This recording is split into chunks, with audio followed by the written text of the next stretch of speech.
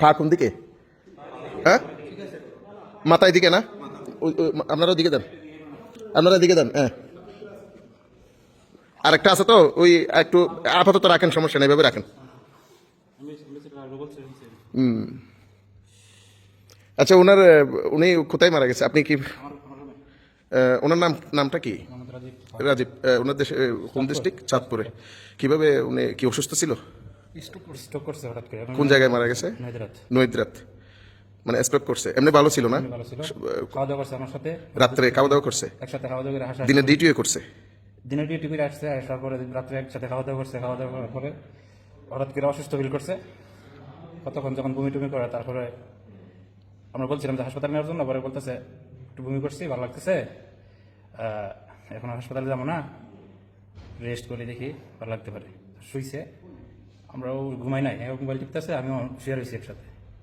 তারপর 1 ঘন্টা কি 4:20 দিকে আমরা একটা আওয়াজ শুনছি, শুধু পরপর করে একটা আওয়াজ আসছে, নিঃশ্বাস অজায় দিতেছে 30 সেকেন্ডের ভিতরে, রুমের মধ্যেই, রুমের ভিতরে। সাথে সাথে আমি অ্যাম্বুলেন্স ফোন দিছি, বুকে চাপা দিছে, এখান থেকে অ্যাম্বুলেন্সে যা বলছে আমরা তা করছি। তারপর এরা এসে রিপোর্ট দিল যে মারা গেছে। মারা না যাইতো আমরা অ্যাম্বুলেন্সে লাগে এই জায়গায় বলতেছে যে আমরা আসা পর্যন্ত এটা বন্ধ করে নিশ্চিত করে না, ওনারা আসছে। ওনার ছেলে মেয়ে কি? ছেলে মেয়ে নাই, ছেলে মেয়ে নেই। বিয়ে করছে, ওনার বউ অন্তঃসত্ত্বা, 4 মাসের।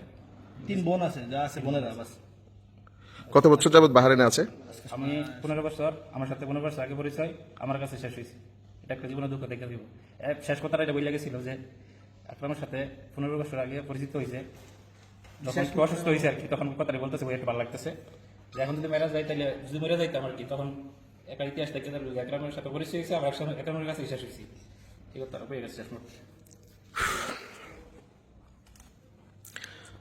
প্রিয় বন্ধুরা, যারা আপনারা জানেন নৈদ্রাতে যিনি ইন্তেকাল করেছিলেন, আমাদের বাহারের প্রবাসী, ওনার জানাজা আজকে।